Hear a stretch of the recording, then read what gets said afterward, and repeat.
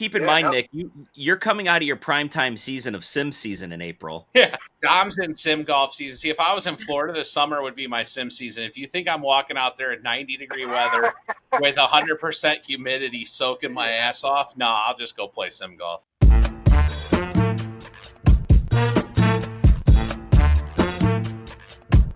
Are you custom made, custom paid, or you just custom fitted? Welcome to another Fits with the Founder. I'm your founder, Nick, and I'm returned with Brad. How are you, Brad? I'm good. All is well. Big weekend this past weekend, huh?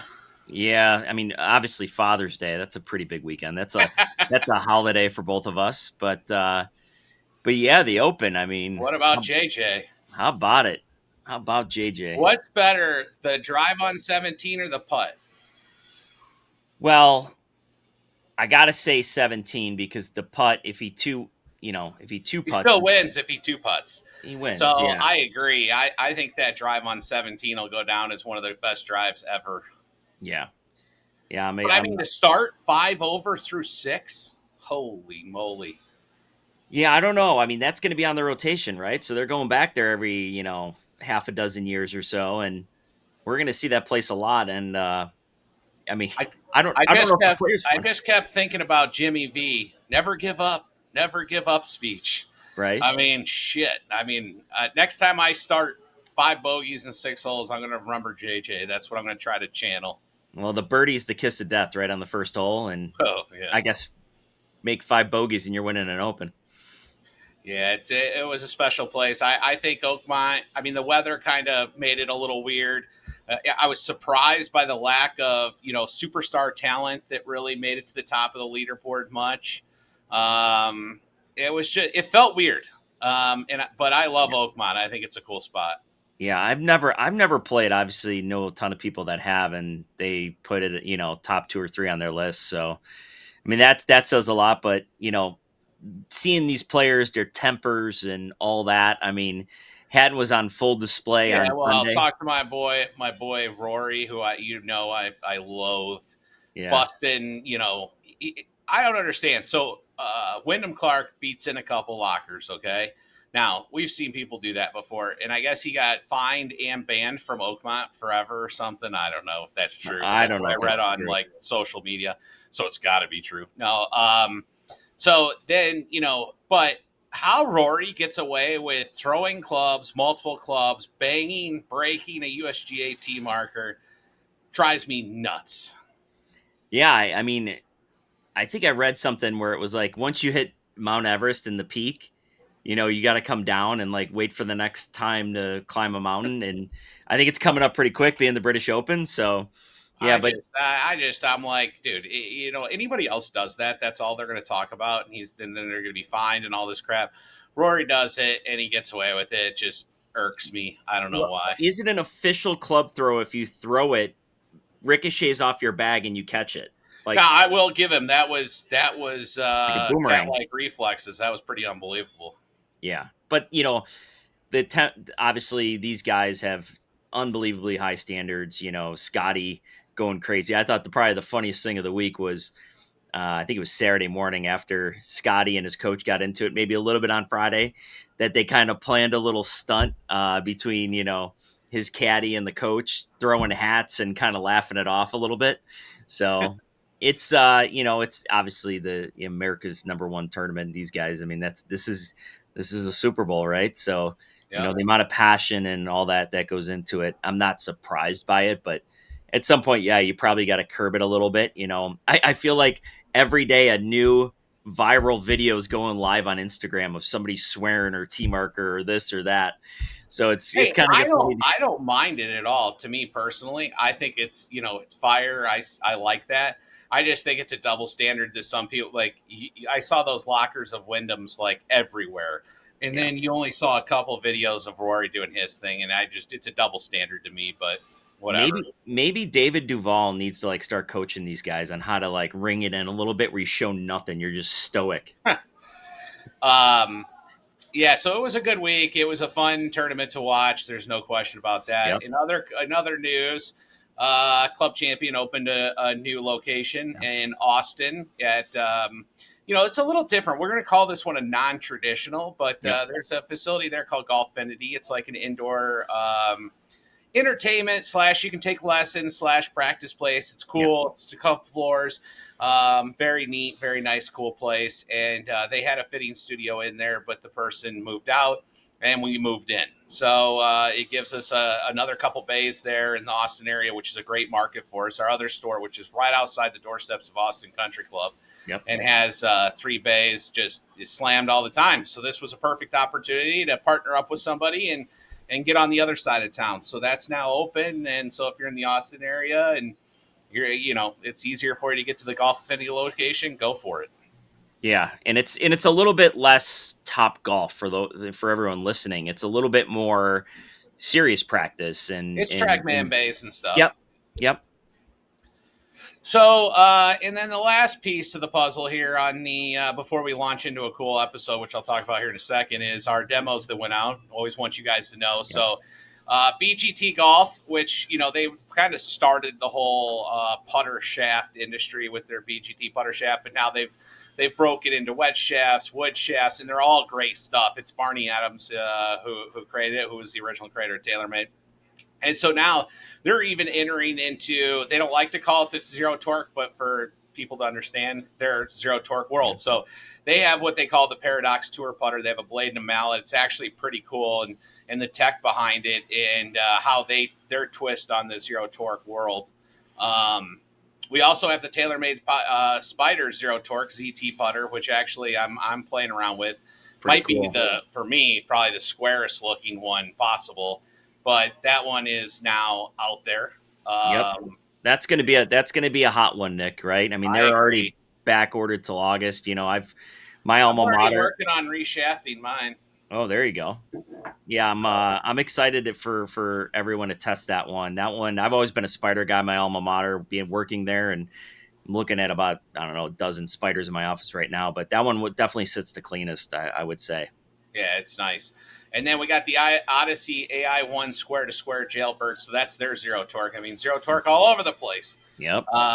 It's probably not going away. But like I like to remind people, anytime you get fit for a putter at Club Champion, because we fit for toe hang, pretty much every putter that walks out of here is zero torque because we're matching your rotation with the rotation of the putter, which is zero torque. Yep. So just know that come get fit, and maybe it will be a zero torque putter that you go into, but doesn't always mean that. Right. Some other cool stuff is Callaway launched their new cavity back 12 wedge. Again, with today's more game improvement irons or player improvement irons, things like that, it just, it doesn't make sense to go with the wedge that comes with the set a lot of times because you're not going to get the bounce and the spin and all that. And then sometimes those just normal wedges are just not the forgiveness you need. So having a cavity back option now by a lot of these vendors is really good. Callaway has done it before, and this is a nice improvement on the one they have. Yeah, I mean, it's kind of crazy to think that players out there, they're getting fit into a QI10 iron or maybe an Apex AI 300, right? They're playing a blade wedge. And so that's why we've been so successful with, CVX4 from Cleveland, some of the Cobra stuff, in the new Callaway piece. So I think that'll be another. You get your cake and eat it too. You get some forgiveness, but you also get the better soul grind and the better groove, or groove / face grinds or face milling, so you get more spin. Yep. Then one of the cool things I think is we entered into an exclusive partnership with KBS Golf Shafts, and we're going to start offering certain SKUs in their rainbow PVD finish. I mean, these things are cool. Yep. I mean, it's a rainbow finish. We have the C-Taper Pro Plus, C-Taper Light Pro Plus. So it's the same one that would go to the tour, the Pro Plus model, perfectly weighted, but in the rainbow PVD finish. And we also, what's the other SKU we did? And they have this cool label. Exclusive to Club. I mean, these are pretty awesome. When I saw these, I was like, it's really nice. So we got a couple SKUs in that. So if you like doing something special with your clubs, come get fit. And if those shafts work, get that rainbow PVD. It's a nice option to have. And then the last piece, this one I've been waiting for a long time, is people may not realize, but Lambkin was bought by Superstroke about a year ago. And Superstroke's been doing their job to figure out how they're going to integrate the brands. Well, it's over. They're taking Lampkin's production and materials and all the stuff that Lampkin did so well for so many years and making a new branded Super Stroke swing grip. So they'll still have their putter grips and all that stuff, but this is their swing grips where Super Stroke hasn't been as strong. And so they have a Super Stroke Crossline 2.0. They have the Super Stroke Reveal Comfort, the Reveal Player. So they bring a lot of the models kind of you were used to in Lampkin with a new twist in branded Super Stroke. Yep. Not only do they feel awesome, they look awesome. Yeah, they look pretty good. So those are now hitting the stores and will be out there for you guys to test in the stores. So on this episode, we're going to get into a lot of different stuff. We have Matt Saturnus from PluggedInGolf.com coming on to talk about another myth where we did swing weights and how swing weights affect a player's not only swing but performance, golf ball performance. We also have on my very good friend Michael Breed, who I absolutely have the most admiration for. He is a golf junkie and a golf guru, and so we get into his story and then a lot of fun things around golf. And then we also brought on our build shop manager for this segment to talk about how they do swing weights on the builds here at Club Champion and what that whole world means. So we got a packed episode, and we hope you enjoy it. We're back, and we got a great visitor today, a visitor that I get lucky enough to talk to almost every Thursday morning on XM Radio, Michael Breed. How are you, Michael? I couldn't be better, Nick. How about you, my man? I can't. You know what? The weather's great outside. My golf game's turning, so I'm optimistic. Let's say that. Good. I love it. So I guess the way we always like to kick this off is, you've been around. I mean, people watched you on TV, they listen to you on the radio, but give us your history. How'd you get into this game we love, and how'd you make it all the way up to being on TV shows and on XM radio? So I'll give you the Monarch notes to this, which is I was a baseball player, went to college at a place called Randolph-Macon College, which is down in Virginia. It's a Division II. It was at the time. I graduated in 85. But it was a Division II baseball program and a Division III golf program. And in the fall of my freshman year, I played 5 baseball games and 4 golf tournaments all in that fall and decided that I was just going to play golf. And so I started doing that. I got pretty good and started winning tournaments. And when you're Division III, you kind of trying to figure out, well, how good am I? So then I took after I graduated from college, I took that summer and kind of traveled around to Maryland and New Jersey and different places, just playing amateur tournaments, trying to figure out if I was good enough to keep going. Turns out I was pretty good, and I did pretty well, so kind of merited it. I went down, I got a job at Jupiter Island Club with an idea of, picking the range and trying to play tournaments, get better.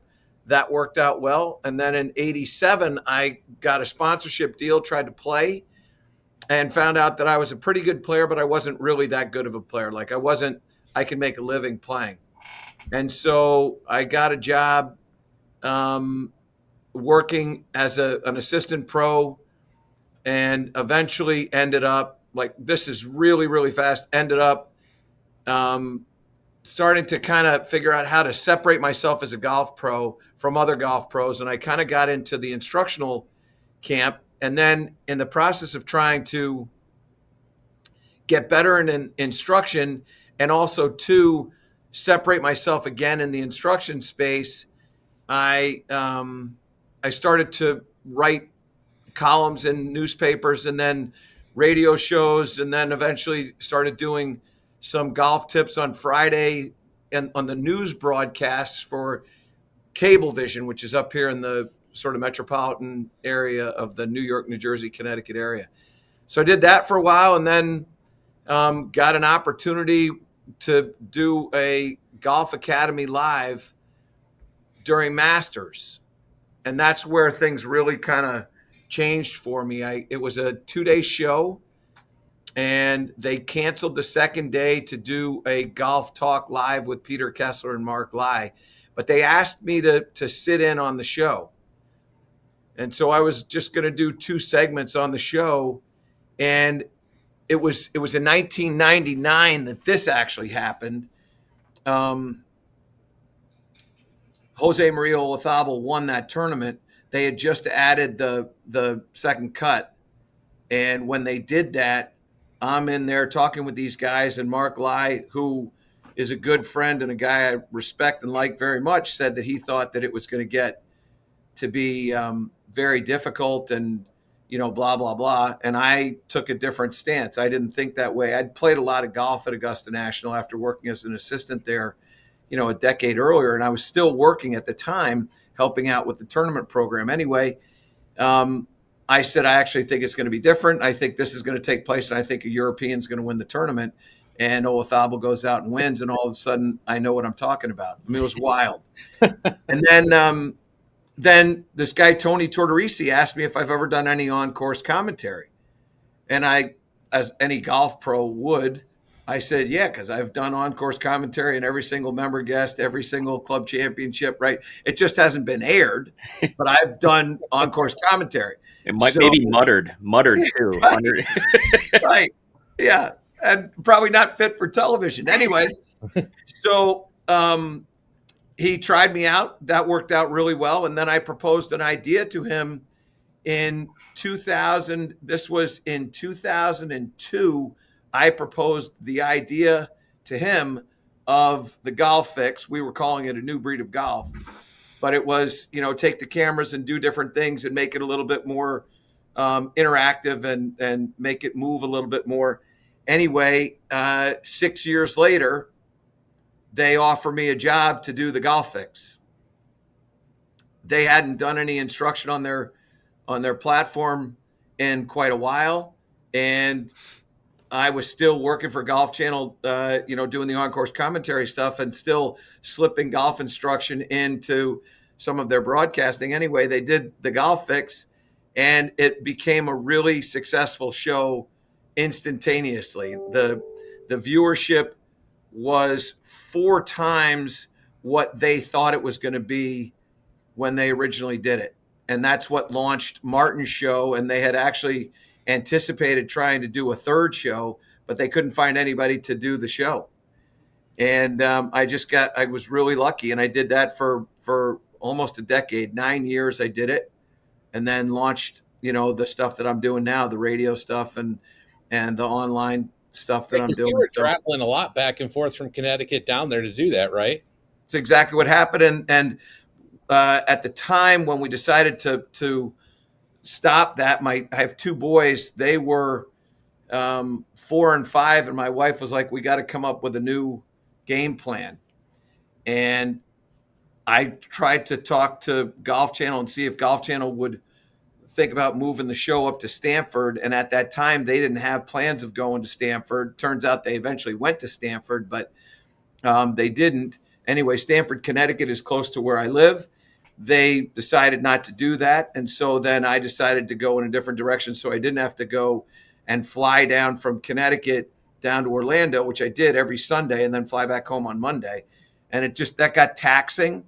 And it got very difficult. And my kids at 4 and 5 are starting to understand, there's dad.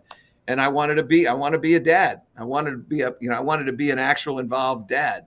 And so it's worked out great. The radio show has been great. The stuff that I'm doing now with CBS has worked out great. We have a show there called Course Record. And then I do stuff for CBS HQ and also CBS SN. So there was some cool things in there. I mean, you getting into being I think about the lineage of people that go through the industry, and I go to PGM school. I go be an assistant for a bunch of ways, and you're taught to kind of just do this thing, and you saw it instantly as like, oh, wait, hold on, how am I going to be differentiated in this? I'm not going to just do this. What's going to be my differentiation from everybody else? I love that. That was very forward thinking of you, but and I don't know, ultimately, what would you say that is? I feel like you have more energy than most pros, and that energy comes across as passion. And I think that's why people like to listen and talk to you, but I don't know if that's what you set out to do or not. Well, I would say this. I have been very fortunate, and I'm very aware of the fortune. And that is that I get to do something that I love to do, like you do. I get to do something that I love to do. And the other thing is that, like, I love teaching. I loved when I was a head golf professional. I did that for 20 years while I was doing the other stuff. But what I realized was, life is a short thing, and I don't know how many of these days I'm going to get. And what I've always kind of thought is every day is like a bonus. It's a bonus day. And so I've always looked at my life through the lens of, I want, if this is my last day, I want it to be my best day. Strange. It's a strange way of looking at it, but I that's, don't know. I like it. It's good. That's good stuff. I Good way to- mean, so, you'll get a lot done in life if you think that way, because every day you're gonna like, okay, I'm gonna go out and I'm gonna kill it today. yeah. And then the other thing too, Nick, was I always wanted to try to be better tomorrow than I was today. But I can't get better tomorrow unless I'm involved in today. And so how can I find something today that's going to help me be better tomorrow? And so there's sort of an inquisitive mindset that I have, a curious mindset that I have, and also a mindset of, like, I wasn't good enough to make it as a player. I can outwork people. And so I've kind of had this model of work your tail off, say yes to everything, like never say no. No is a door closer, yes is a door opener. And so when somebody says to me, hey, can you do this? I'm going to say yes, and then figure out how to make it work. And so that's kind of how I've been. And I've been lucky in that I've been just chasing my passions my whole life. I don't call it luck. Me and you are very similar in the way how we think like that. And to me, it's by saying yes, we create our own luck, because we're always trying to figure it out. There's always an option. My kids joke with me because one of my lines around the house, actually, Brad's heard me say it plenty of times. There's always a path towards yes. Yeah. You just have to be dedicated to getting there. But it's also fun. Like, what people don't know, we're actually intervening on Michael's day. He's done the radio. He's doing lessons today. In fact, I think you got a lesson right after this. Actually, driving up to Hartford for the Travelers. Yeah. We're doing our CBS show on the range up there. So yeah, it's a full day. But again, just say yes. Yeah, well, you're having fun doing it. People ask, they Yep. go, Nick, you've been at it for 20 some years. You've had some good luck. I go, why don't you go do, what am I going to do? I love this. Yeah, you're right. I can go do something else, but I still love walking in every morning, as Cicelo can tell you and others around here. I want to fit golf clubs. I want to work with you golfers. I want to do all that. To me, yeah, I got to deal with some heartaches every once in a while, but who cares? You're going to have to do that anywhere you go. Yeah. I still, to your point, get to come up and do something I love every day. And I think, and we talk about this a lot on the radio, there's still a lot we don't know, all of us. And that's what's fun to me, is trying to figure out what's the next big thing that's going to help people enjoy the game more and make it more fun. Yeah, and I would even say, it might not even be a big thing. It might be a little thing that becomes a big thing, right? And so, I mean, it's kind of one of those things. The more you know, the less you know. And so as a result of questing more information, you start to realize what also is out there, right? And, one of the things that I've really gotten into over the last decade is coaching people and trying to figure out how minds work, and how like, I don't believe in eye-hand coordination anymore. I believe in body-mind communication, and one's ability to get their mind to visualize whatever it is, and then get their body to then duplicate what they visualize, right? Whether it's a swing or catching a ball, or imagination of, club champion, and hey, this is what I think this industry needs, and then you see it in your mind, and then you chase that vision. So it's the same. Yeah, and that was going to be one of my questions. Is some people have a very hardcore teaching philosophy, and that's what they teach, and some people don't. I mean, what has always been your teaching and coaching philosophy, or is it ever changing with the more and more you learn? I would say this. I would say that the most important thing for me is speaking the language that my student understands, right? And so if they're a kinesthetic learner, they're an analytical learner, they're a spatial learner, I'm going to try to determine fairly quickly how they process information and then create visuals in their mind that allow them to enhance that skill, whatever the skill is that we have. But the other thing that I try to do is, I think there's been a real disconnect in teaching for a long time. And I know you probably don't know this percentage, but I would imagine that, like, when I was younger, the percentage of people that played the game of golf to the percentage of people that got fit for their golf clubs was probably like 2% of the people that played Yeah. the game got fit, right? Yep.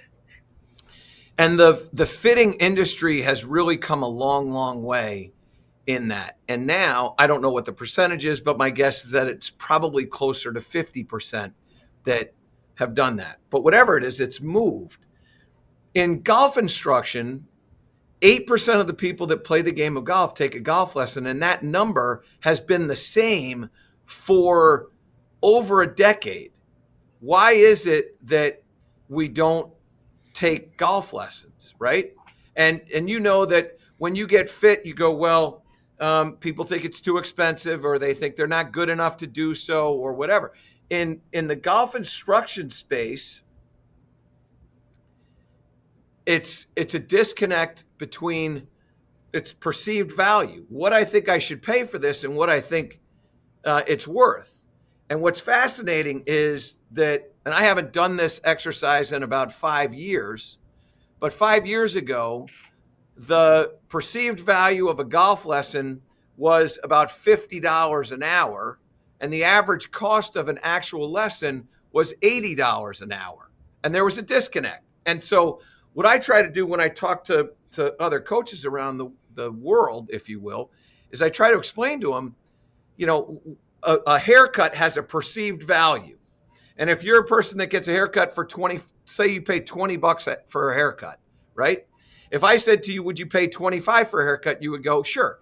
If I asked you if you'd pay $40 for a haircut, you'd go, well, maybe. It depends how desperate I was. And if I said to you, well, would you pay $100 for a haircut? You go, no, I'm not paying $100 for a haircut.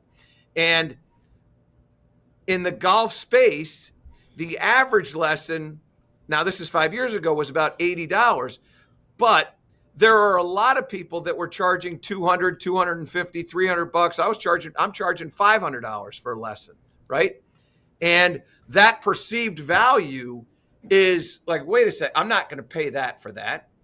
And so what I've tried to do is I've tried to teach teachers that the reason why they're not teaching as much is they've got to jump that big hurdle first. And in order for them to jump the hurdle, they have to create a better value in that lesson. What are you going to get for your lesson? Is there a follow-up? Is there a video? Is there gadgets? Are you working with launch monitors and simulators and force plates and all these other things? And what eventually people understand is that you got to invest in yourself in order for people to invest in you. And I think that's one of the most important parts of being a great coach is investing in yourself. You said 8%, and I was like, wow, 8%. But you're right. When I think about it, when I think about when I think about the best teachers and the coaches that are, have big books of business and are able to charge what they charge, they have a system. Not only do they have a system, they have a system that works. And so to your point, there's an expectation there by the customer. So they're willing to pay for it because they want to get it. That's what I always tell our fitters too. We've talked about on the radio, we sell every brand. But it's not about the brand. We sell every price, but it's not about the price. It's about performance. That's what we're going to get you to is performance. And, I never really thought about it from the teaching pro standpoint because I went so fast into fitting. But that's a great point of trying to create, that's probably why Golf Tech's done better than a lot. I hear some pros knock Golf Tech, but the reality of it is at least it has a process at which a person can follow and understands the expectation and the value they're going to get from it. That's key. Well, and the other thing that they do and what you have done, and certainly what the best do, is it's the follow-up. Right. You guys have all the policies that you have, including, hey, if we fit you for your product, we're going to make sure that your product is going to stay in the same shape, whether we have to adjust a lie or adjust a loft. It's not like a one and done kind of thing. You create a relationship with that individual, and all of a sudden they're kind of with you forever because they know they're going to get a quality product, and they know they're going to get treated correctly, and they know that they're not a one and done. It's not like you're in New Jersey buying a piece of pizza and you're never going to eat that pizza ever again. And so it's a completely different mindset, and that has to do with that follow-up. And you guys are great at it, and I try to be good at it as well. And I think that's one of the really important parts of success is the aftertouch. So we talk about this on your show on XM, and by the way, if you don't, you should be listening to it. It's a great show. But talk to the listeners a little bit, because you always get the question, and you and I know the answer, but do I get lessons first? Do I get clubs? Am I good enough to get clubs? Or should I go take lessons first? The answer is you need to do both. But, maybe they always expect me to say that because I'm supposed to sell golf clubs. So, tell it from your side as a world-renowned coach and person that knows the industry, that the relationship of fitting and coaching and how that whole thing works, whether you're a beginner or you're a tour player. Yeah. So the first thing I would say is, you can't play golf without golf clubs. You just can't. You can play golf without taking a golf lesson, right? You can't play golf without a golf ball. You need a golf ball, and you need golf clubs. And so the way I look at it is, you have to have there's a mindset that goes into this. This is like shoes, not going to be the last time I buy a set of golf clubs. And I do think that fittings can change over time. As people get better, they decide that they want a little bit of a different club head, or they want a little bit of a different spin rate in a shaft, or they want a different launch angle or whatever. And so I don't necessarily think that there's just one, I don't believe in one fit. I believe that there's an initial fit, and then fits change over time as the player gets better. I would say first, you got to get fit. And whether you're taking lessons or you're not taking lessons, you have to get fit because you have to have a set of golf clubs. And the analogy that I try to give people is, if you were going to run a marathon, you would need shoes. If I gave you a pair of shoes that was 2 sizes too big or 2 sizes too small, you might be able to run that marathon for a little while, but at some point your technique would change. You'd start hurting your feet somehow. Ultimately, you'd hurt your knees or your hips. And the next thing you know, you couldn't run at all, and you'd never finish. And ultimately what you'd do is you'd quit.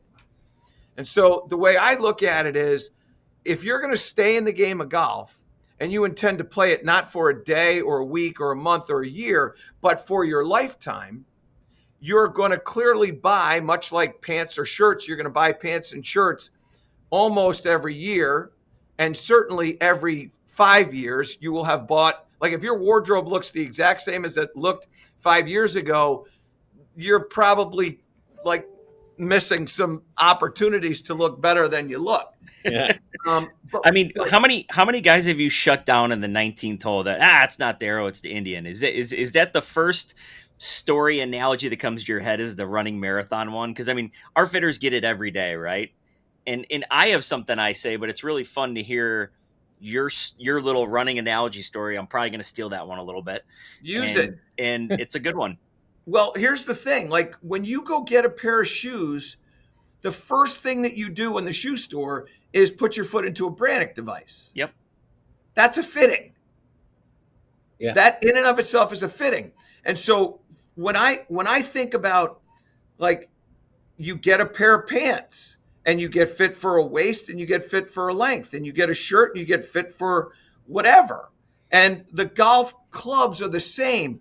The difference is that we started however many years ago with something that was about aesthetics, not about productivity. And now we know that we can do certain things and fit you for a length and a weight and a spin and like everything, right? And it just takes a little while to convince the mind. But I do think that, in another 20 years, I think that number of people that have gotten fit for clubs is going to go way up. I don't think you'll ever be at 100%, but I think that if you're at 70% or above, then you have done a hell of a job. I think there's always going to be people that are going to have been given clubs by their dad or mom. They're going to cut shafts down. And by the way, I still think it can work because they can still fall in love with the game of golf. Yeah. But at some point, you have to get fit if you're going to have a chance to, see how good and be as good as you can be. And that being as good as you can be doesn't necessarily mean that you're going to go shoot 70. What it means is that you're going to have fun. What it means is that you've got the right shoe on your foot so that you can swing and not hurt yourself. And that's the thing that I tell people. So yeah, I actually believe that you get fit first and then you get lessons. And if you've got golf clubs, you can do it simultaneously. But I don't ever believe that you have to get your swing in shape and then get fit. Because the truth is that the golf swing is forever a work in process. It is always a rental. It's never an own. It's never a lease with an option to buy. It is a rental. And you see it in U.S. Open. Return my rental I currently had this weekend and check out a new one. That's exactly right. It happens exactly all the right. time. No, but you're saying it because this is what people don't understand. And again, it's hard sometimes for us because they just expect us to give you a sales line. But the reality is that, Brad has a bigger teaching background than I do. But one of the biggest things I noticed about equipment when I first started getting into the fitting side is how much the equipment affects the way the player actually swings the golf club, whether it's set up or it's just the swing itself. And so I tell folks all the time, I go, listen, you get, just like you said, get clubs. You're not going to buy the Rolls Royce right now unless you're one of those guys that just wants to impress everybody. But I'm not going to tell you to do that. You'd have to tell me to do that. But we got to get something that at least has the right length, the right lie, the right weight, the right flex, the right ability for your ability. And then we can build over. Then you go take your lessons. That way the coaches are not fighting your golf clubs. And as you know, most of the big name coaches like yourself, that's what they all believe. They're like, I don't want to deal with somebody who has golf clubs that are terrible because it's going to be more impossible for me to change. Yeah. So, having something that the coach can work with so you can take your lessons, you can do that. And then we can always tweak it over time. We can, it doesn't mean you have to rebuy stuff all the time. Even you can tweak it. So I love that answer. Yeah. Well, I'll tell you something else. And there are stories after story of all these different kind of fitting conversations. But there's a story that a couple of years ago, 3 years ago, there's a player who ends up going on a streak of playing great on the PGA Tour. And they asked him, what happened? And did they find their swing, blah, blah, blah, after interviews? And what this individual said, whose name will remain nameless, because there's obviously companies with this. He said, I found out that my clubs were 2 degrees too upright. And I went from playing fades and trying to fade the golf ball to now all of a sudden I can fade the ball because my clubs were flattened out. And all of a sudden the golf ball is doing what. And that's a tour player playing for. And that's a tour player. And they have the best. There's a Matthew Fitzpatrick story about how he put some lead tape underneath his driver grip. And then, all of a sudden he discovered when he regripped the club that there was lead weight under there that he put on there. You remember that story? Yeah. And all of a sudden he took it off and he drove it great. And it happens all the time. Oh, it does. And if it has that much of an effect at the highest level, and they can adapt and improvise and overcome better than anybody. If it has that big of an effect on them, what's the effect it has on you? Well, and thank you, because Brad and I hear way too often when we use examples, they're like, well, I'm not a tour player. You're right. You're not. And guess what? That means that everything we're talking about is accentuated. And so, because to your point, they're going to adapt and make it work. you don't have that luxury. So, that's why it's more important for a person like you, a mid to high handicapper, to get fit, because that. And the other thing is what I've learned hanging out on the PGA Tour is that the players don't know as much as people give them credit for when it comes to equipment. They're golfers. They're not necessarily equipment geeks, although there are plenty that are, but a lot of them aren't. But they're not looking. They go, okay, I want to hit this shot, or I never want to see this shot. And so when they're talking to their coach about that, but when they're working with the technicians and the vans that are basically club champion guys, that's what we do every day. They're going, hey, can you get me off the left side of the golf course? Build me a driver that does not see the left side of the golf course this week. And golfers all the time, when they come in, they talk about, hey, Nick, I didn't feel like I had my A game today. I go, whenever do you feel like you have your A game? Let's be honest with ourselves. And on top of it, fitting is about, in my opinion, more about setting up a bag for success, watching, eliminating misses, stuff like that, than optimizing our good shots. We'll optimize our good shots, but it's those misses that are so important that people don't give credit for. I want to add one other thing here, and that's this. There's one big difference between an amateur and a professional, and that is when it comes to the clubs. When an amateur hits a bad shot, they think it's themselves that hit the bad shot. When a professional hits a bad shot, they think it's the club. And what's phenomenal is that one difference in mindset is the biggest separator, because if they go out on the range and they hit a tee shot and the ball hooks, they go, okay, this is too upright, I need it flatter. Or if it's spinning too much, I need a different shaft, right? The amateur who hits the errant shot immediately thinks, what did I do, instead of what did it do? It's a totally different so true. mindset. Strowman always used to go long and short, caddy fault, left and right coach's fault. So I like that one. But Michael, to have three people with the same kind of speed, energy on this is pretty cool. And I love, like, one of the best piece of advice I ever got when I was starting to teach him was give as much energy and effort to your last lesson of the day as your first lesson of the day. And I still tell our fitters that, in a fitting, whether it's the 4 o'clock fitting or the 10 a.m. fitting or what have you. But, I think you bring up a good point of how people learn. And, when you have a cool combination between coach and fitter, and how you can tailor that equipment to get a player to try to do something that maybe the coach was doing, whether it's, getting a lie angle of a wedge more upright to get him to stand taller, to get the heel off the ground or what have you. Those are cool things that can be done with a fitter and coach combo. And I just don't know if you have any great stories where maybe it's been a combo like that with you, with the fitter saying, hey, I'm trying to get this player to do this. We maybe need to lean this way, but I'll look for your advice and your expertise in the club fitting world. But here's what I'm trying to do in a golf swing. So I am, when I do what I do with players, and I don't do a lot of this anymore because I'm not teaching the way I used to teach. I teach a handful of people, probably 10 to 15 people, and I've been teaching them for 10 years. So right. I've kind of jumped through that hoop. But what I can tell you is this: if I have somebody that wants to fade the ball shot to shot, I will take whatever their fitting is when I'm talking to whoever it is that I'm working with on the fitting and ask them to flatten it 1 degree. And if I've got somebody that's drawing the ball, whatever their fitting is, I ask them to set it 1 degree up. Right. And that's if, in case they make a bad swing, the toe will help, or the heel will help get the ball to curve in the direction sure. that I want them to move it in. So, yeah, I'm always working with the shot shape and then allowing that shot shape to influence, because I don't, like I said back at the beginning, I don't know that there's a perfect fit. And so if I'm going to try to, the perfect fit to me is the one that allows a player to do what the player wants to do or visualizes seeing themselves do.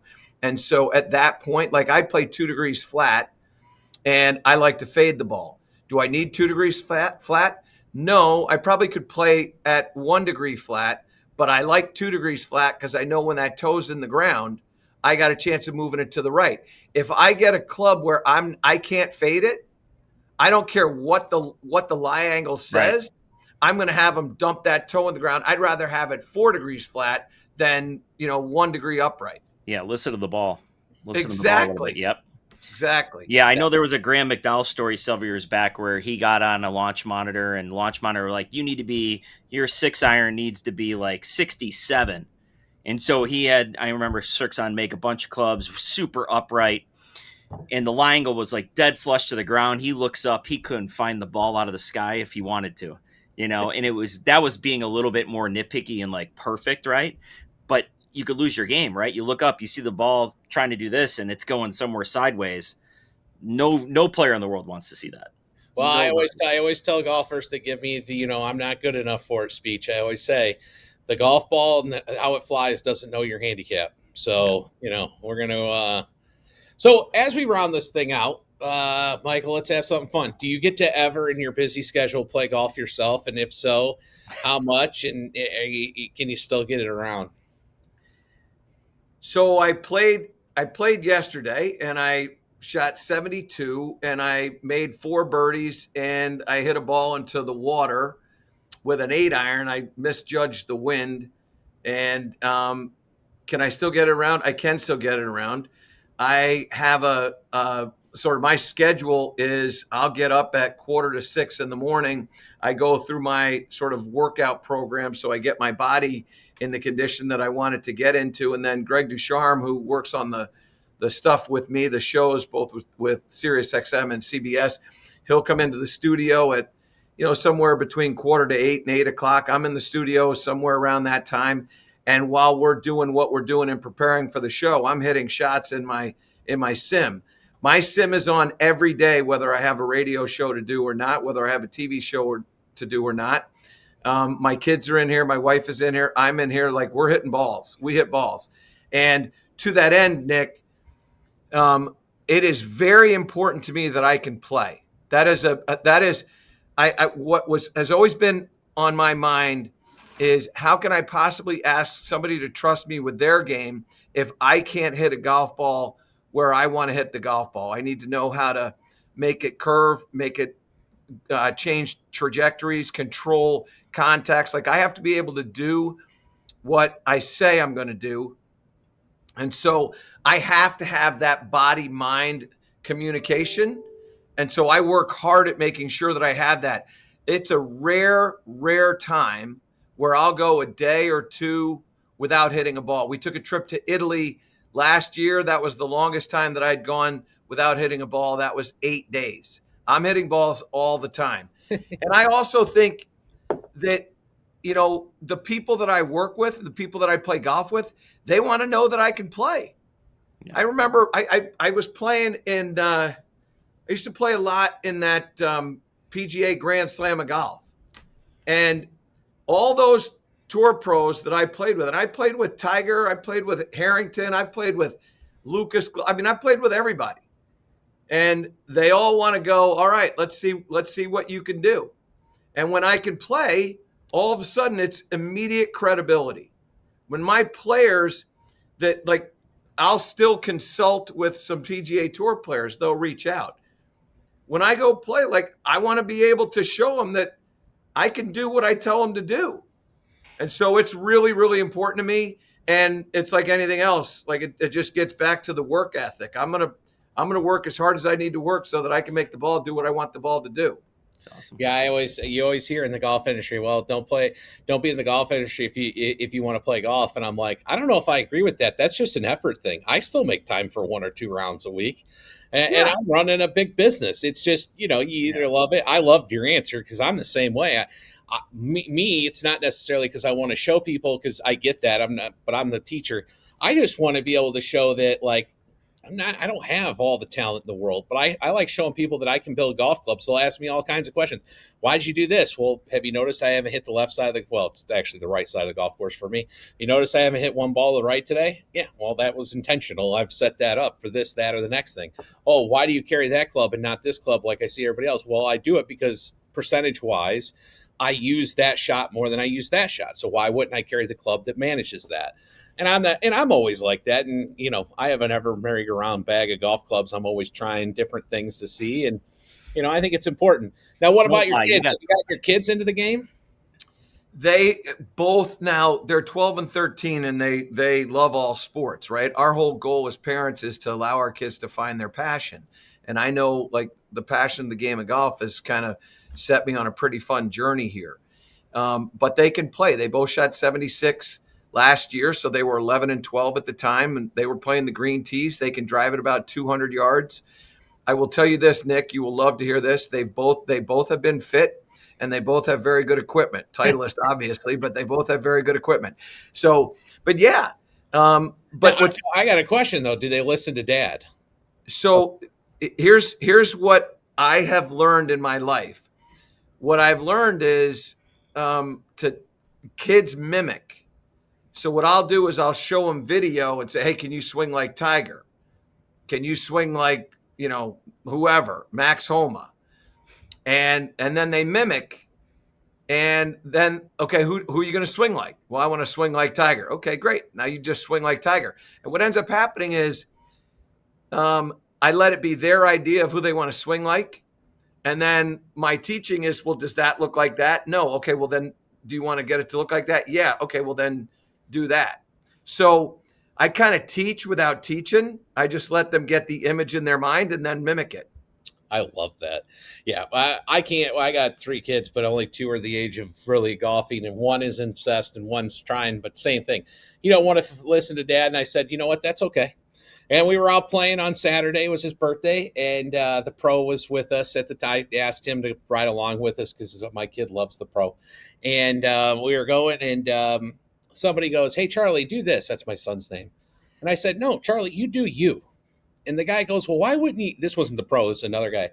Why wouldn't you correct him? I go, well, if I correct him, he's never going to learn. I want him, let him hit that shot. Let him hit it terrible. Let him hit it out of bounds or in the water, and he's going to learn next time. You know what? Maybe I shouldn't do that. Otherwise, they're never going to learn. But your point is they mimic. That's why I like taking the pro out and like playing when we play, because he'll mimic. His name's Nick, but I call him Pro. And I'll go, you just follow Pro. You just do whatever he's doing and you'll be fine. And that's what he does. I like that. Good. Yeah, I think the other thing I like about what you do is once you throw Pro onto Nick, there's immediate lift in Charlie's mind that, hey, this guy is a professional. This guy knows what he's doing. So I think that's a wonderful way to operate. I thought he goes, Pro told me this, Pro told me that. Great, keep doing it. It's great. Dad doesn't work apparently. I'll tell you one of my favorite little secrets, and that is with my wife. Now, my wife is a good player. She played basketball at the University of Rhode Island, so she's a good athlete. And what I do with her is when we drive to the golf course, I say to her, am I helping you today or not? And if she says yes, then I get to help her and she can't get upset that I'm helping her. And if she says no, then I don't help her. Either way, this is what happens. We never fight on the golf course. We always have a great time. All we do is abide by the rule. And it's pretty much me who abides by the rule. I either help or I don't. And when I don't help, now I get to work on my game, win. And if I do help, now my wife gets to work on her game, which again is another win. So it's a win-win. It is. So what I recommend is for everybody who's watching this, if you want to help your wife, you come up with this rule. Just ask this, am I helping you today or not? If the answer is yes, then you can. If the answer is no, then you don't. And you will win-win. Never fight on the golf course. I think that's good for junior golfers too. I like that too as well. I think there's ways, we're all dads here, but my dad never taught me the golf swing. We just played golf. I had a coach that taught me my golf swing. And then my dad was more of that. And my coach does that with his kids that went on to play professionally was, I ain't touching your golf swing, or I'll help you if you want help, but we're deciding right now and we're sticking with it. I like that. Probably avoid some fights at the house too, Mike. Oh, it also works for setting the rules of a Scotch game, which you have to do when you play with me, because it seems like I want to change the rules every round. Chicago rules. There's Chicago rules. There's 1,400 versions. Yeah. Well, Michael, I really appreciate you being a great partner with Club Champion. I really have enjoyed being on the radio with you on Thursday mornings, and everything you do. Your philosophy on just about everything, I think, is refreshing and great.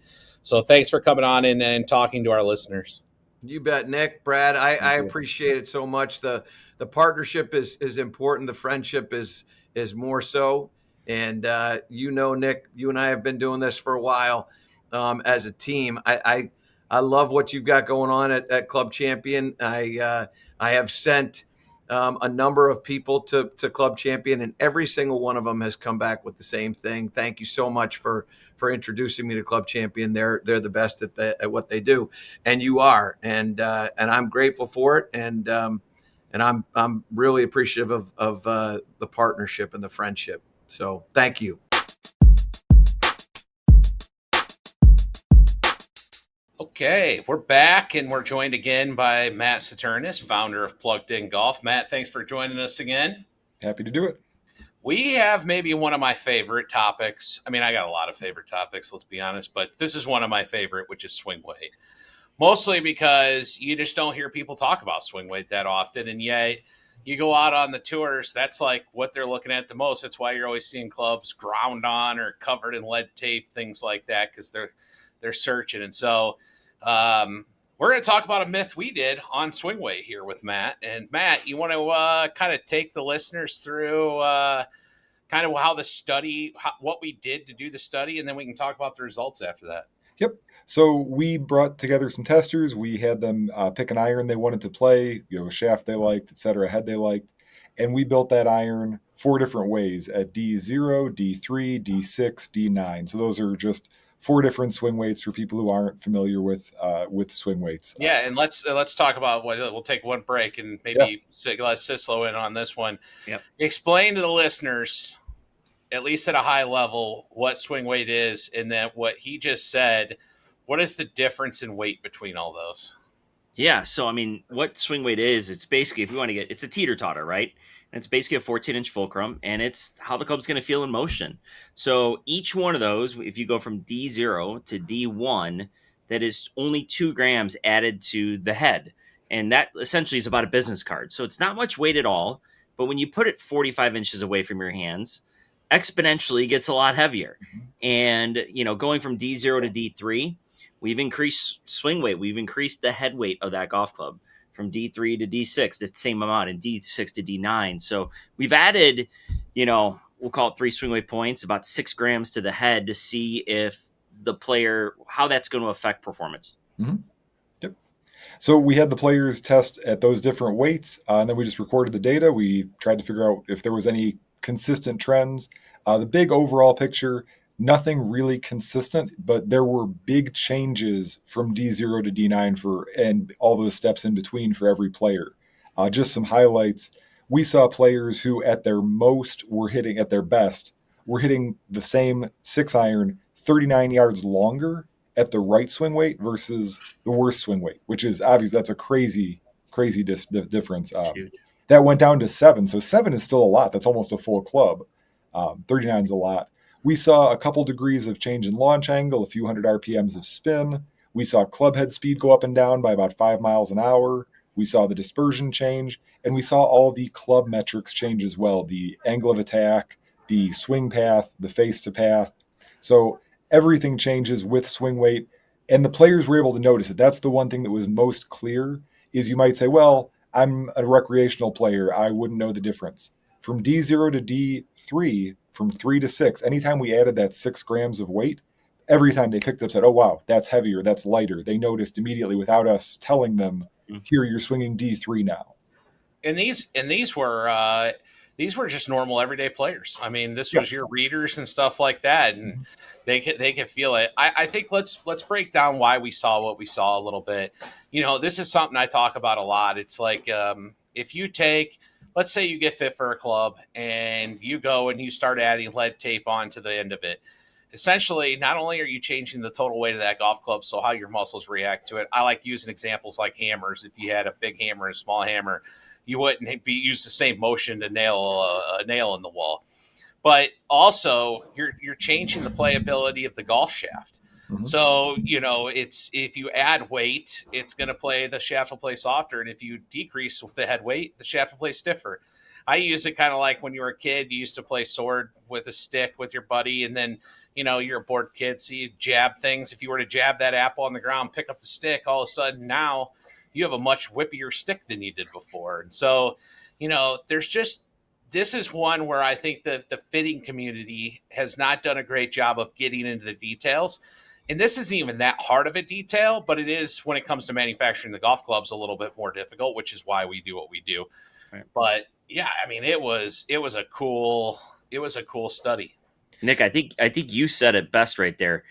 It's not a thing because the manufacturers don't want to make it a thing because it probably takes more time and money. That's essentially, one of the reasons why it doesn't get called out as much probably as it does. Wouldn't you agree? Well, Yeah. yeah.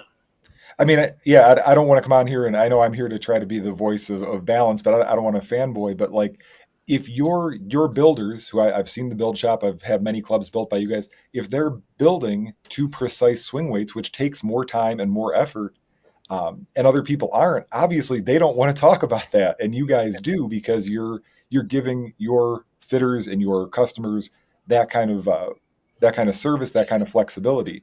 If I knew that I didn't want to try to bother building anything within a 2 or 3 swing weight tolerance, then I just wouldn't talk about it. I'd say, oh, here, do you like this? Good, let's go.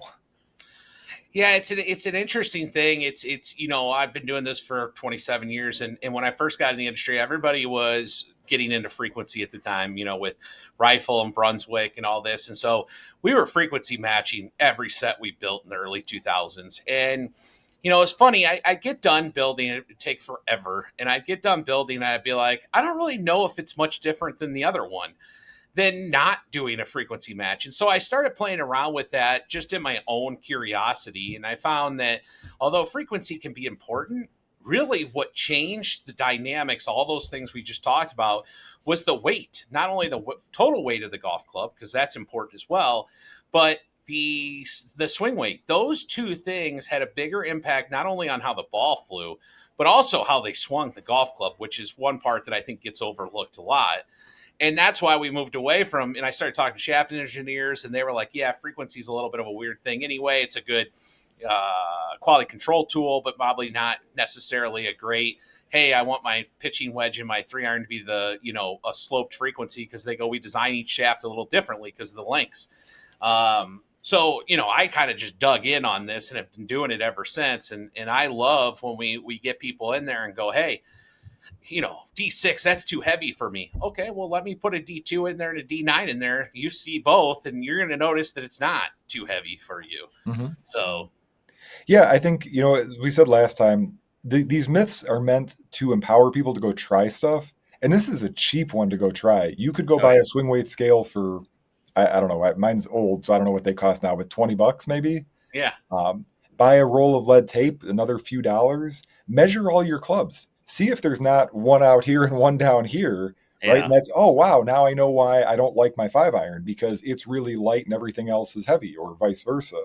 And then you can use that lead tape, get everything to the weight of the club you like best, and see if that doesn't help your game. And it would cost virtually nothing.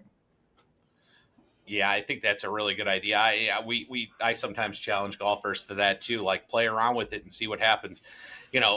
I just didn't come up with Swingweight to make a rat trap for people to buy golf clubs. I mean, that's the reality of how it works. It's why we build and we try not to order from the manufacturer. And it's not to say that manufacturer, to your point, can't make a Swingweight happen, but they need to live in a spectrum and create like kind of easy things where we can kind of go heavier. And I tell golfers all the time, I go, listen, heavier isn't always better. And that's what this study showed. Mm-hmm. That being said, it matters and you shouldn't be afraid of it. If you can swing it, my opinion is, and we'll see what your opinion is on this, Matt. If you can swing it in the fitting bay that many times, you can easily swing it on the golf course that many times. Yeah. I think that's true enough. And people will go, oh, but if I get tired at the end of the round, I'm like, that 6 grams ain't going to make you any more tired at the end of the round than you already were. It's just going to make sure the club's performing correctly. Yeah. So. And I will throw out one other thing that we did see pretty clearly. Whether you measure strength in terms of club head speed or in terms of, guys who are just got a lot of big muscles on them. In our group, we did not find that stronger players liked heavier swing weights necessarily. Right. I swing it okay, but I like D2, D3, which is not super heavy at all. I don't know where you guys are, but there are plenty of players who are smaller or don't swing it as fast as I do that like it heavier, and that's just a personal preference. My best fits, I'm D6 on irons and D7 on woods, which is kind of weird, but that's where the numbers lie. I don't care about that's what I tell people all the time. I go, I don't care about the number.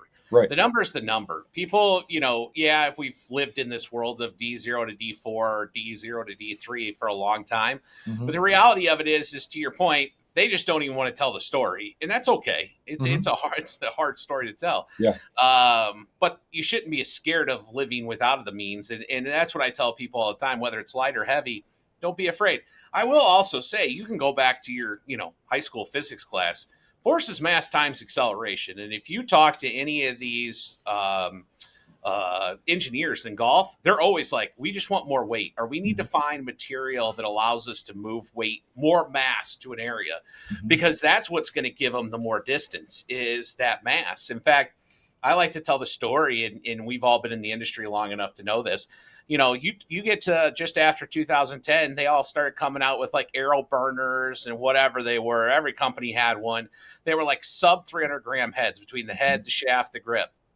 Yeah, that was great. People swung them faster, but they didn't hit them farther. Right. But back then, we didn't really have all the launch monitors and stuff, and it's like people bought things about swinging faster.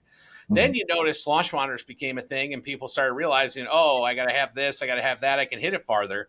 Well, engineers go, hey, if you guys want me to build a club that hits this longer, I need to put mass back in the head. And so what became a thing was counterbalance golf shafts, so that they could, people ask me all the time, Nick, what's a counterbalance golf shaft do?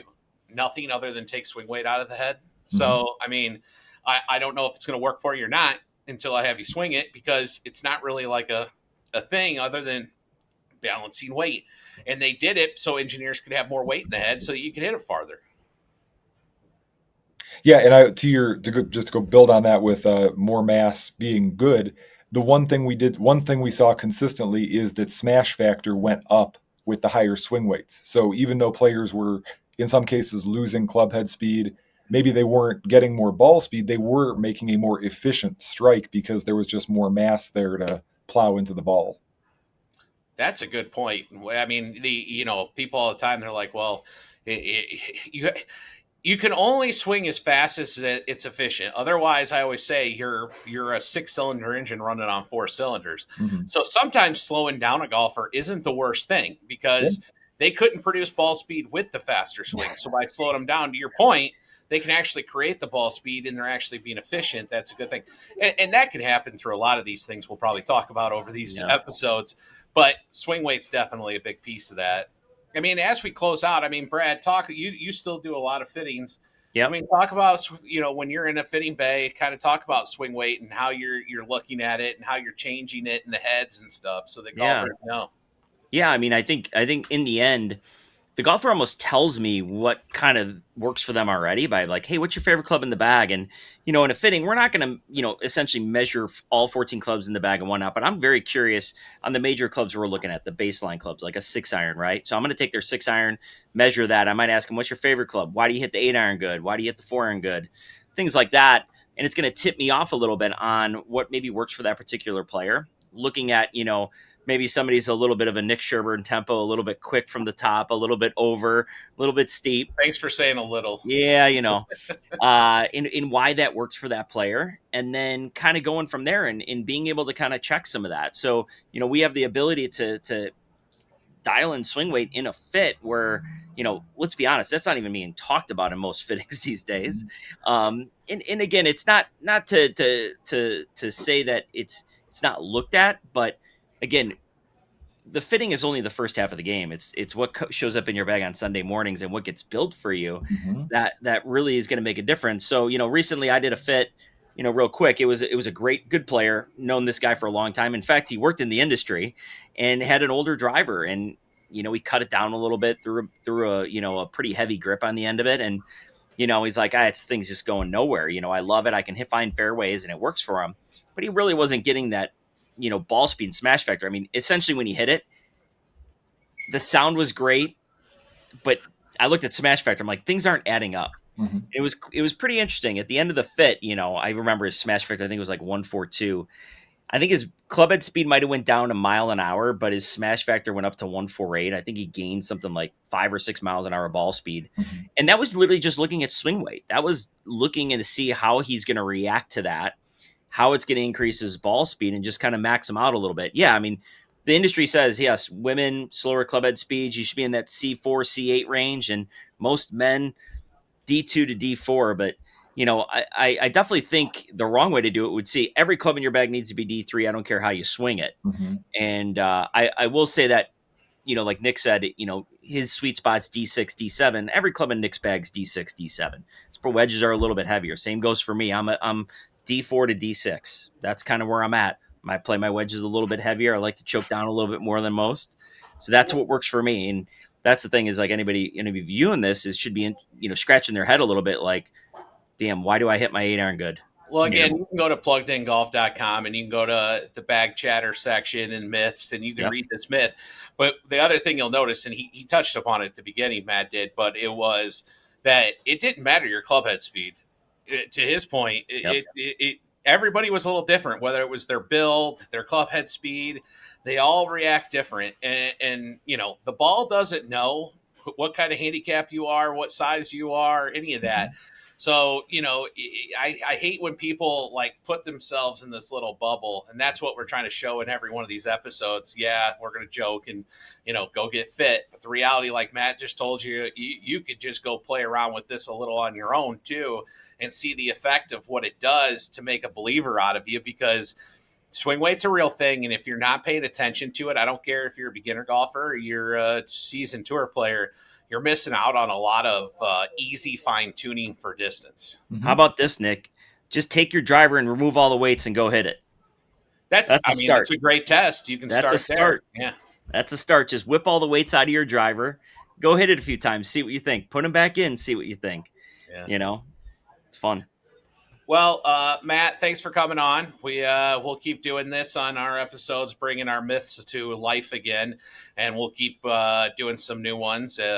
Just so everybody knows, Matt's still continuing to do myths these days. So we'll have some new ones to present on here as well. So thanks for coming on. Thanks for having me.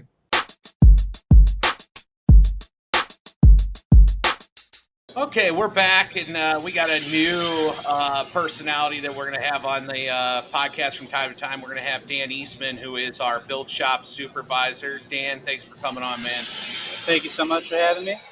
Yeah, we decided we wanted him at his desk in the build shop so you guys can hear what's going on in there. But, Dan, before we launch into what I want to talk about on this segment today, how many builders do you have and how many clubs are you building these days right now on a day-to-day basis? So currently we have 19 builders. We're building about 17 to 1,900 clubs. During the busy season, we're doing about 2,200 clubs a day. Yep. And how long have you been with Club Champion and building golf clubs? So I've been with Club Champion for 6.5 years. I built for 3, and then I've been the supervisor of the department for the last 2. Yeah, that's awesome. He has a great shop there, and he has great builders, and him and Ryan really make sure that the builders we bring on get the proper training tools and resources to build your guys' golf clubs out there. And I can tell you, Dan takes it extremely seriously. So he's always looking for better ways to make a product better or enhance the performance, but also, to make sure it looks great too. So, Dan, one of the things I want to talk about today, because we actually, on another segment, we're talking about swing weight. And so I want to talk a little bit about swing weight with you and, how you guys go about zeroing in swing weight when you're doing a build. Absolutely. So the one thing that I kind of learned as I started this position, we kind of do stuff backwards. So we go grip to head instead of head to grip. So the biggest thing is basically just getting the dry weight, putting the components together, cut to length, grip size, all that type of stuff. And then we use either lead weights, brass weights, or if it's a graphite build, we use tungsten. Basically hone that in from there. Yeah. And so For folks that may not know, like a lot of times when you have clubs built, they'll glue the shaft into the head and they'll cut it and they'll grip it and they'll do all that afterwards. The issue with that is you're guessing a lot on the swing weight because of, if you cut it correctly, what the grip weights are, all that. So one of my beliefs when I started this business a long time ago is, well, what if we did everything up front? To Dan's point, kind of backwards, where we actually cut the shaft, grip it, do all that stuff, get a dry weight that's an actual dry weight, and then they can get precise on that swing weights. And obviously we're going to talk about that a lot today in our other segment. But that's what they'll do, is they'll do just that. They'll sit there and play around with the dry weights until they get the weight that the fitter wanted. They try to do, we say 1 point, but they're trying to get within half. I always hear in there. Yeah. Now, one thing I want to, Brad, we hear a lot about our swing weight is, oh man, if you put all that weight in the hosel, it's going to change performance. I have my answer for that, because I have multiple answers for that. That's why, but I'm going to let you and Dan tell your side of the story first. Yeah, I mean, I think from a fitter perspective, one of the neat things about what we do is we don't use the company's fitting heads, right? So the heads that our customers are experiencing in stores, they're retail heads. They're actually the heads you can buy. So with that being said, we can also just loft and lie at the same time during a fit so that player can experience that club. It's not like in OEM fitting head where it only does loft or only does lie and things like that. So, a lot of times, when we get our demos, Nick, right, we're shooting for the lightest heads possible. You can always make something heavier. We can simulate a heavier golf club with, a lead tape wrapped around the hosel or what have you. But in a fitting, you're going to experience the weight in that spot, just like the build. So, that's the biggest thing for me is like, if we're going to put weight in the heel or in the hosel, to simulate that swing weight during a fit, what have you, that's where it's going to go in the build process. So that player's getting like the closest thing to the most authentic fitting experience into what goes in their bag on Sunday. Yeah, absolutely. And I think a lot of it too is using the right components that we have to achieve that. So we get different hosel weights from, to use an example, Ping or TaylorMade. They have these little weights that sit in the bottom of the hosel so that we can achieve, whatever that we need to, like what Brad said, in terms of lighter heads, any stuff like that. Yeah. I mean, not only that, we have different head weights from every manufacturer, right? So there's lighter weight heads, heavier weight heads. I think Titleist has 5 different wedge weights, in heads and things like that. So, it really simplifies the experience or the build process for the builders. And I always say to the fitters that go through a training is like the blue sky scenario where it makes, Dan, your team's job a lot easier to build a golf club. Absolutely. Well, I think you guys hit it on the head. First of all, we're mimicking the fitting club, right? So that's where, and that's the most important thing. That's what drives me crazy when people go get fit places. To your point, Brad, they have like fitting heads and stuff. Who knows what the specs are? Who knows how close it is to anything? All that kind of stuff. The hosels change. So, the club that is the value proposition of Club Champion, is the club that you hit in that bay that you got excited about that performance is the club that Dan and his team are going to build. Now, the other thing I'd like to say, and this is where an engineer would argue, but they can argue one part of it. Do you change the center of gravity when you add weight to the heel? You could. Not always, because it has to take a certain percentage of weight based on the total head weight. That being said, you're never going to add enough weight where you're changing it wildly. So we tested that on a center of gravity machine where you put the head on there and you get to see, where the center of gravity is. And then we've played with adding weight all over the dang thing to see how it affects it. Yeah, sure, it's a little, but it's not a lot. And so when I read that online or I hear that, I'm like, well, that's just an uneducated statement. But the reality of it is, too, it doesn't matter in our world because that's the club you hit in the bay, and that's the club you're going to get outside. And so when somebody goes, well, I got a Club Champion club, and it's too much, it's going to move the center of gravity. Good. That's how that means it's going to perform like it did in the fitting. The other thing I think that's interesting that a lot of people probably don't think about, Dan, is like you guys got to take into consideration, like this is how precise we get. Loft and lie, you go way flat or way upright, that's going to change length. It's going to change swing weight. If the plastic that goes on the head. Oh, yeah. People build clubs with the plastic still on the head. That plastic weighs something, and you're not going to play with the plastic on. Stickers. Yeah. The So Callaway sticker weighs like a point, I think. Yeah, the Callaway drivers are about an extra point with the Yeah, sticker and the cellophane, everything on top. I've been in that world, and those OEM, the sticker that Cali puts on the face to talk about AI technology and, flash face and all that. I mean, they're paying a good $1.25 for that sticker. I mean, I don't want to, it's great on the rack, but, the reality is it does add some weight to it, and, we talked about yesterday, a little bit with Matt Saturnus from Plugged In Golf, and where people don't feel like that maybe swing weight makes a difference or matters. It does. We have even the amateur golfers that are picking up, 1 point, and how that feels and how that can interact with their golf swing. yeah. It's like I said, one of the most important parts of a build. And the fact of it is you never really hear about it unless you come to a club champion. I mean, you just don't hear other people talk about it. But a lot of times it's because they just can't build to those specs, or they don't want to build to those specs. I mean, Dan can tell you, his team, they see swing weights, they're like, oh my God, this is going to be a hard build. It's not an easy build, but that's what they do. That's how they're trained, and that's what they do. But that's why a lot of places don't want to touch it. There's a lot to getting the swing weight correct. And then there's things that can happen, like you can get a rattle or something, but those can be fixed. Performance is what's important. Yeah. I always say, and maybe Dan's never heard this, I know Brad's heard this, but I said, our guys build F1 cars. They don't build NASCARs. Oh, yeah. F1 cars can go fast, but when they hit the wall, they're going to crash. Where a NASCAR can only go so fast, and it's built to hit a wall. And so, if you want multiple performance, sometimes if you want optimum performance, these are some of the techniques and things you have to do and be okay with. And we are.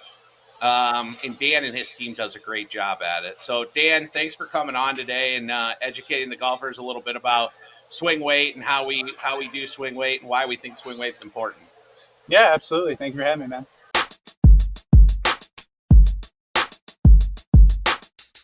Okay, now it's for the fun segment. I love this segment. You Fit What? Where we tell so we bring on fitters from all across the country and at Club Champion, and we talk about some really cool fittings they've done. So we got Dominic Hernandez, who's 5 years maybe now?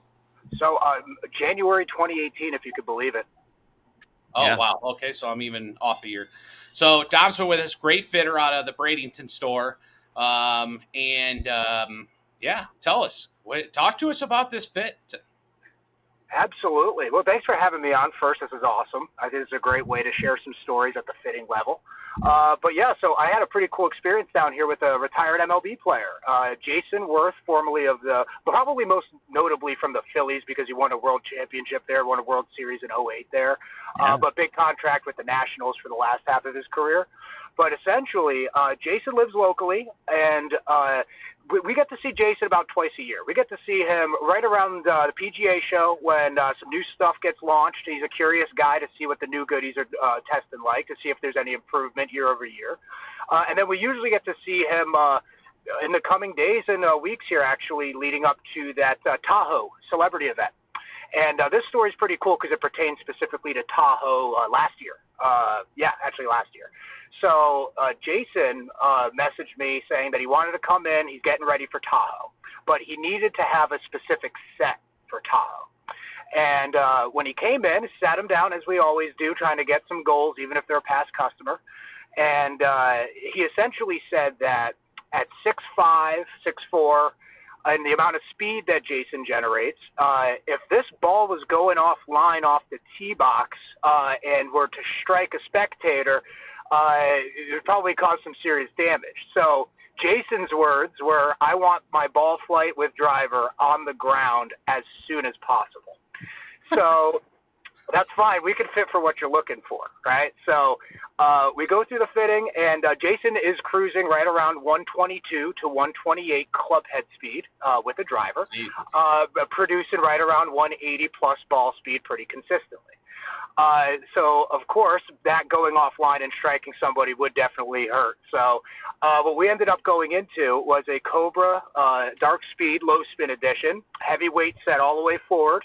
And we had a Ventus TR Black 6X, which at the time was a fairly boardy, fairly stiff, very low launch, very low spin shaft. It still is.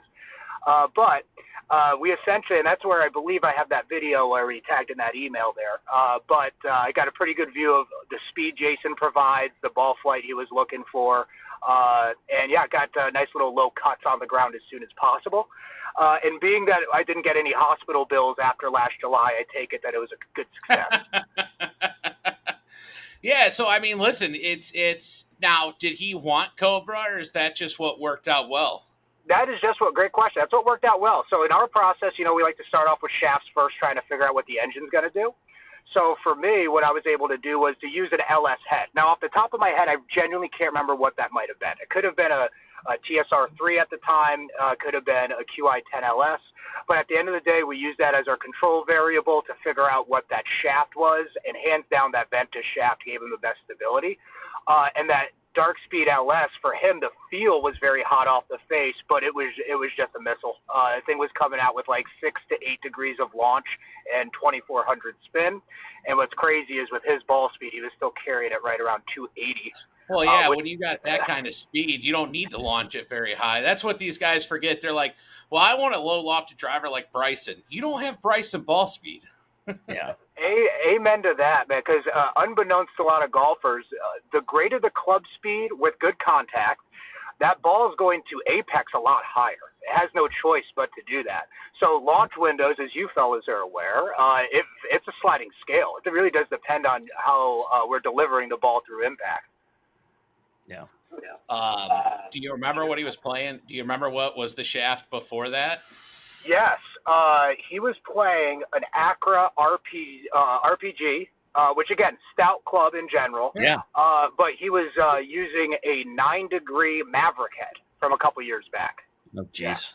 Yeah. Yeah. How was he delivering it, Dom? Was he up or down angle of attack? He was a little down, fairly level with to anything a touchdown. He did prefer a lower tee, but again, I think this was him kind of simulating that Tahoe tee shot. And, sure.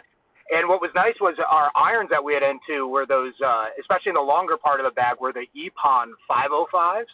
And that is more of a player's distance to game improvement-y kind of soul. And again, with his speed, he could hit a 4-iron off that tee box all day long and not have to worry about it. But, par fives, crowds watching, you're going to pull driver. Oh, yeah. Yeah, that's what kind of handicap is he? If he's watching this, let's say 1. No. Yeah. He's trying to get. I would say he's a low single digit. He's a proper low single digit for sure from the back tees. Yeah. Yeah, I mean that's coming up next month, Nick. In the odds, there's a book there, so he probably wants the odds to be up a little bit. I always think about that, like if I'm sitting on the tee box in like a pro-am and stuff, and there's people all around, like. I'm actually not that worried about the driver. I'm more worried about like the irons, but yeah, it's that's pretty amazing that like people just don't die at those things. That course is pretty cool because I played in that a couple years back in the Pro-Am, and it's at 6,600 feet, so ball go far. And when they see like Romo hitting a 7-iron 220, that's like no joke. I mean, obviously these guys are former athletes and now full-time golfers. The ball goes a lot farther out there, and that's a great month to go out to Tahoe for sure. Amen to that. And yeah, to your point, yeah, with elevation too, yeah, that's something else that they have to consider is that, what the tour says that when they go to Mexico City, they have to prepare for the ball to travel up to 30% longer, which is bananas.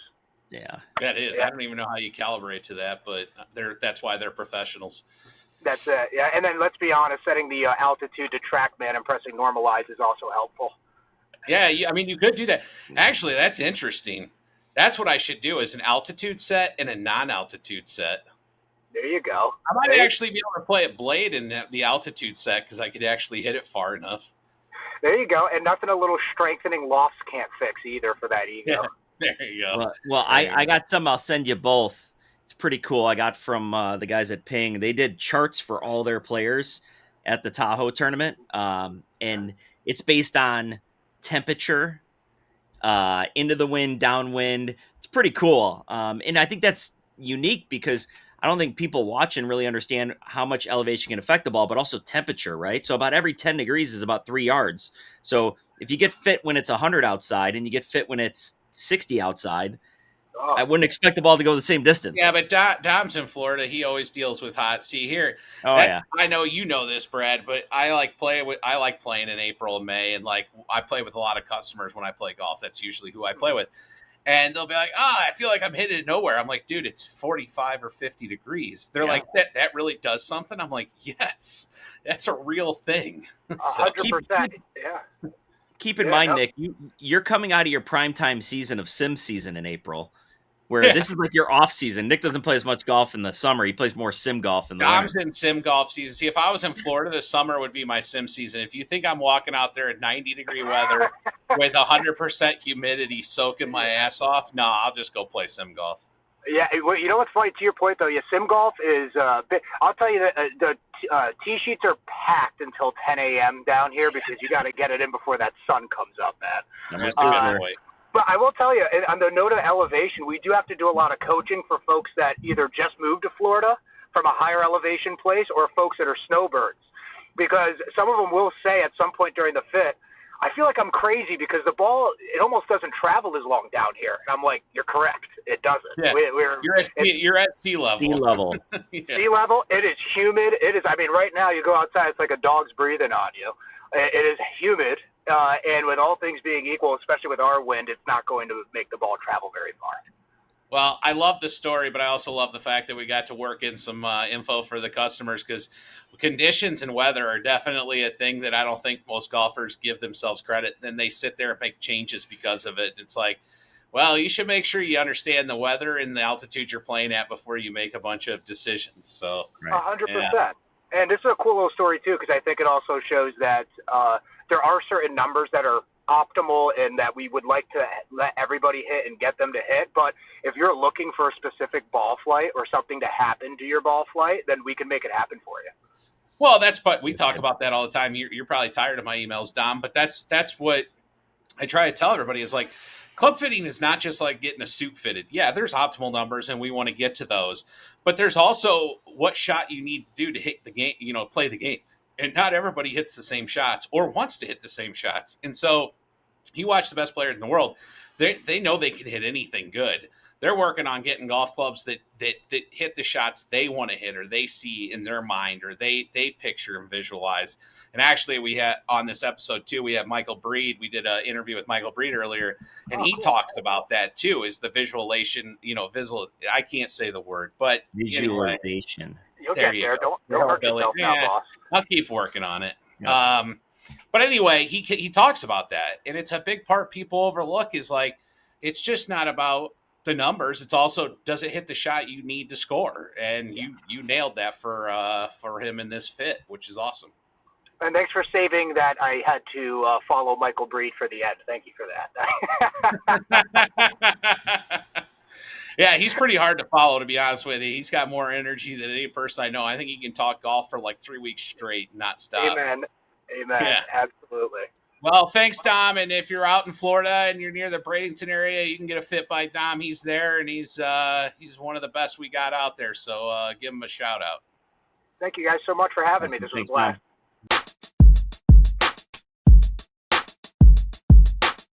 Thanks for joining us on this episode of Fits with the Founder. Brad and I will be back in 2 weeks.